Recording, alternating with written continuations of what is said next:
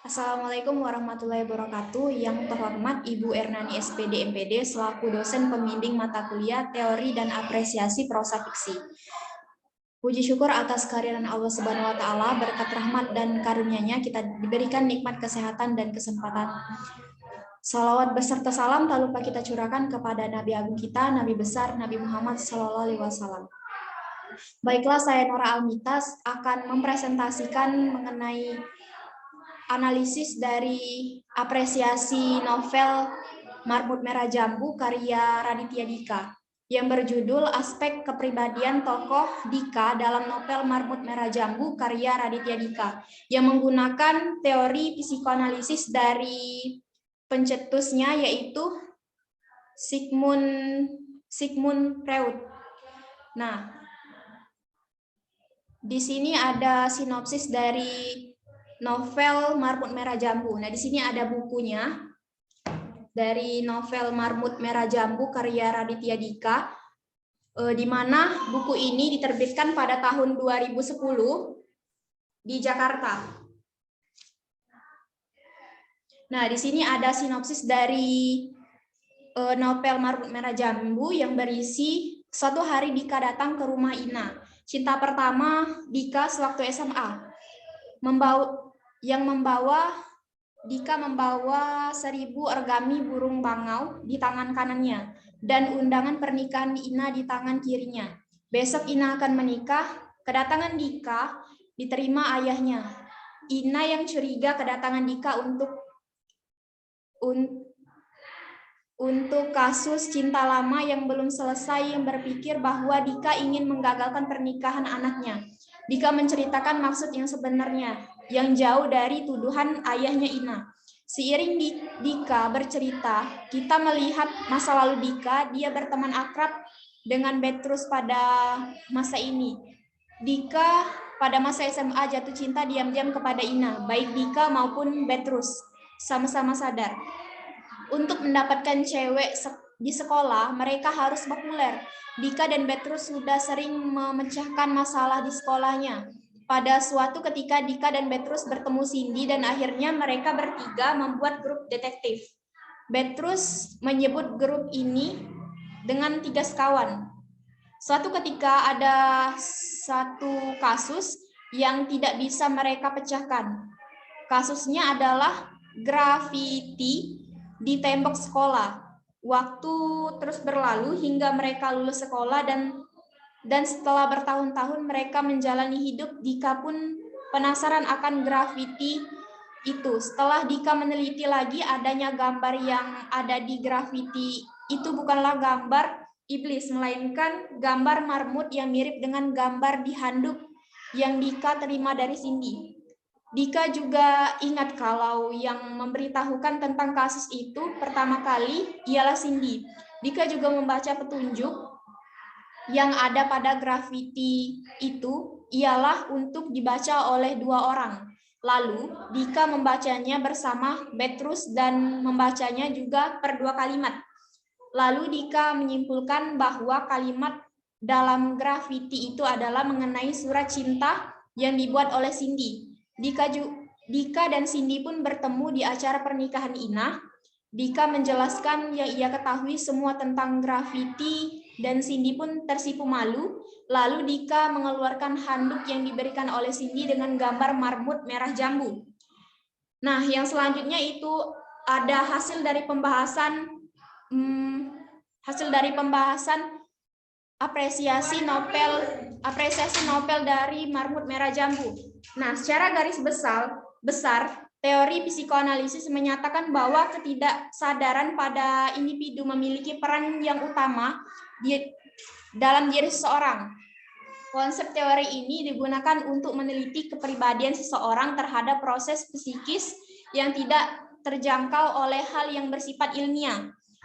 Teori psikoanalisis ini merupakan teori yang berusaha untuk menjelaskan tentang hakikat perkembangan kepribadian manusia. Nah, dari teori Sigmund Freud ini, jadi secara garis besar teori psikoanalisis ini adalah teori yang berusaha untuk menjelaskan tentang hakikat dan perkembangan dari kepribadian manusia. Maksudnya, perkembangan dari kepribadian dari tokoh si Dika ini dalam apresiasi novel Marmut Merah Jambu ini. Nah, yang selanjutnya itu ada dari psikoanalisis ini ada struktur kepribadian. Nah, struktur kepribadian ini ada 3, yaitu ada the ID, ego, dan superego. Nah, kita bahas satu-satu. Dari yang pertama yaitu the ID, di mana the ID ini merupakan ID ini kepribadian yang disebut oleh Freud sebagai kepribadian bawaan lahir. Di dalamnya terdapat dorongan yang didasari oleh pemenuhan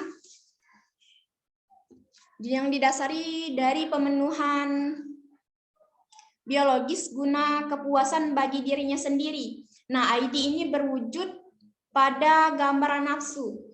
Nah, di mana dalam novel Marmut Merah Jambu pada kutipan halaman 209 ini, dalam hati gue berkata, gue tidak khawatir soal Nini. Gue khawatir soal keselamatan diri gue sendiri. Siapa juga yang khawatir? Seru gue sambil sewot. Gue ke bawah dulu ya, jangan kemana-mana.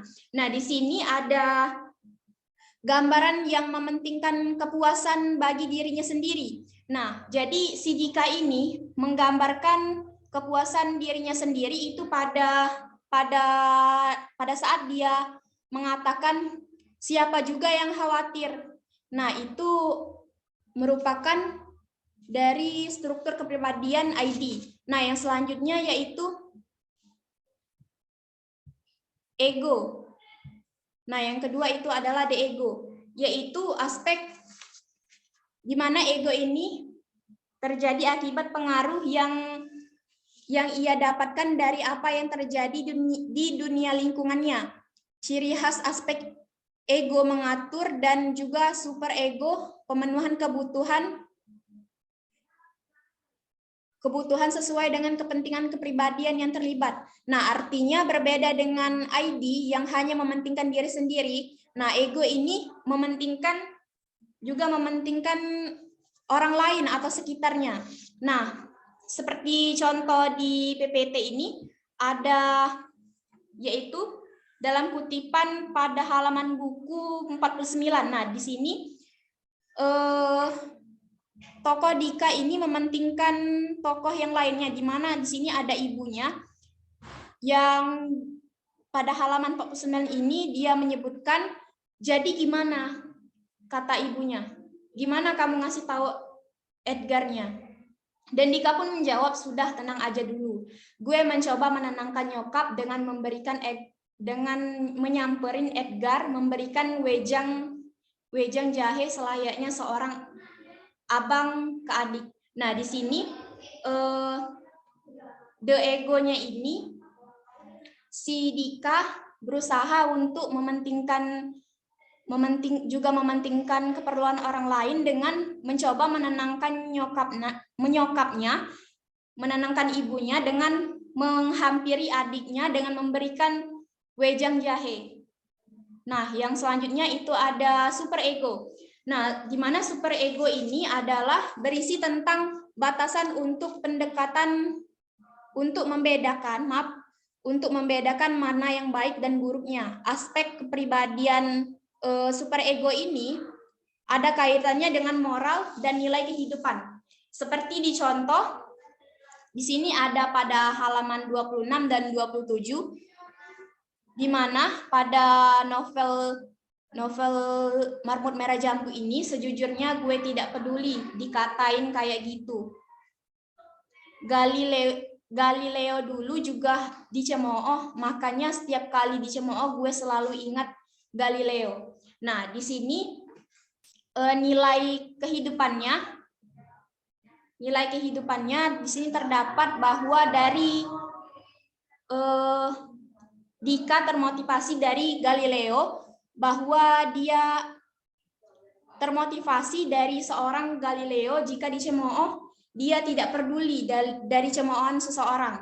Nah, yang selanjutnya itu ada dinamika kepribadian. Kita ketahui dulu dinamika kepribadian ini adalah meliputi insting yang di dalamnya terdapat insting sebagai energi fisik. Insting sebagai energi fisik adalah perwujudan psikologi dari kebutuhan tubuh yang mengatur pemuasan, misalnya insting lapar dari kebutuhan tubuh. Misalnya makan, minum secara fisik sebagai kekurangan nutrisi dalam bentuk keinginan untuk makan. Nah, contohnya pada novel Marmut Merah Jambu ini terdapat pada halaman 84 dan 85. Nah, di sini gue lagi mood junk food, kata Ina. Lagian juga baju kita begini. 15 kemudian di depan mata gue Ina memakan satu paha bawah dan satu nasi putih. Gue sendiri makan paket nasi dengan dada ayam pada halaman 77 sampai halaman 72. Nah, pada halaman 84 dan 85 ini terdapat dinamika kepribadian insting fisik atau energi, yaitu oke, kata gue, lalu memesan satu buah nan cheese coklat. Pelayan lalu membawakan cheese nan keju yang masih hangat. Nah, di sini terdapat untuk insting fisik energi makan ini terdapat bahwa mereka memesan makanan ayam, dada ayam, paha ayam yang terdapat pada novel Marmut Merah Jambu ini. Nah, yang selanjutnya yaitu ada kecemasan, di mana kecemasan ini merupakan aspek selanjutnya setelah dinamika kepribadian. Nah, kecemasan ini dibedakan atas kecemasan realistis dan kecemasan moral. Adapun kecemasan yang sesuai dengan analisis novel ini adalah sebagai berikut. Nah, di novel Marmut Merah Jambu ini hanya terdapat kecemasan realistis. Nah, di mana kecemasan realistis ini merupakan kecemasan atau ketakutan yang realistis dan ketakutan akan bahaya oleh ancaman dari luar. Nah, contohnya pada halaman 207 sampai 208 ini terdapat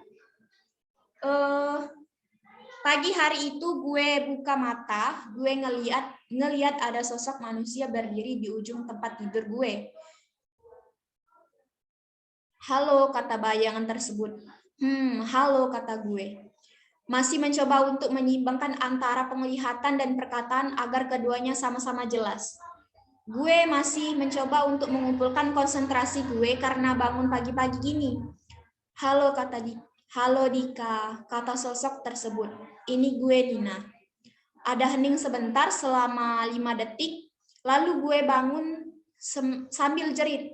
Ah, lo mau ngapain di sini? Nina cuma tertawa, ihi. Gue bergegas ke arah celana, aman, gue masih bercelana. Gue bergegas keluar kamar ke lantai dasar. Nah, di sini di mana kecemasannya ini terdapat pada bagian lo mau apa di sini? Kecemasannya terdapat ketika Dika mengecek celananya ke arah celananya yang masih aman dan langsung bergegas menuju lantai ke bawah rumahnya. Nah, yang selanjutnya itu ada kesatuan kepribadian. Nah, kesatuan kepribadian ini pada novel Marmut Merah Jambu terdapat pada tokoh Dika.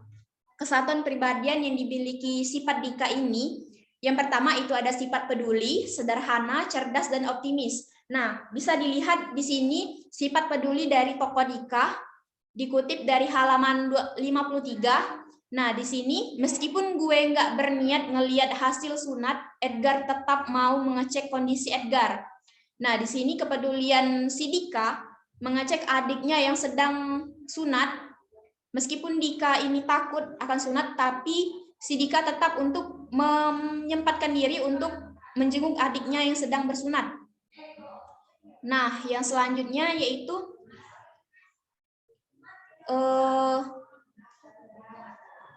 kepribadian yang sederhana.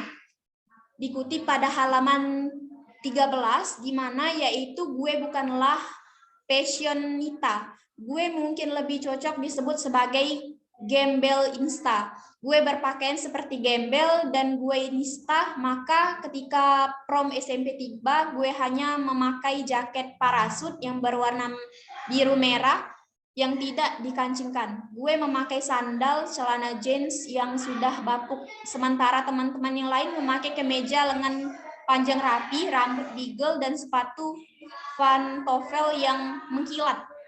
Nah, di sini terlihat bahwa tokoh Dika ini sederhana pada saat ia menggunakan pakaian-pakaian yang sederhana. Nah, yang selanjutnya yaitu kepribadian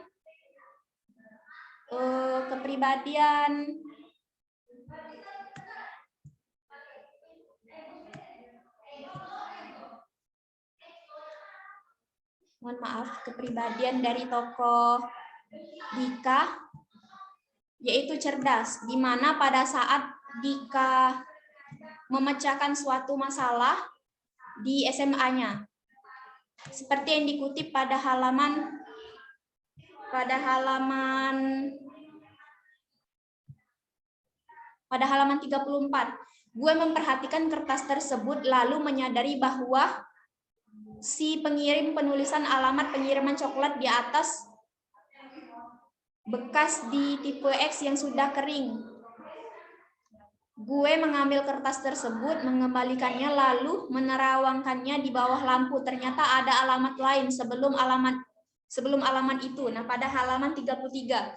Nah, jadi pada saat Dika menjadi detektif, dia untuk terlihat cerdasnya pada kepribadian Dika ini, dia menyadari bahwa pengiriman penulisan alamat coklat atas bekas tip X itu ia terawangkan dari cahaya, sehingga dapatlah alamat dari si peneror dari coklat yang dikirimkan oleh peneror ini.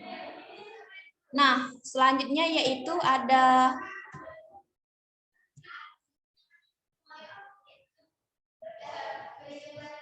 kepribadian yang optimis, di mana pada halaman 61 lalu gue mengumpulkan keberanian. Gue SMS Ina sangat-sangat simpel.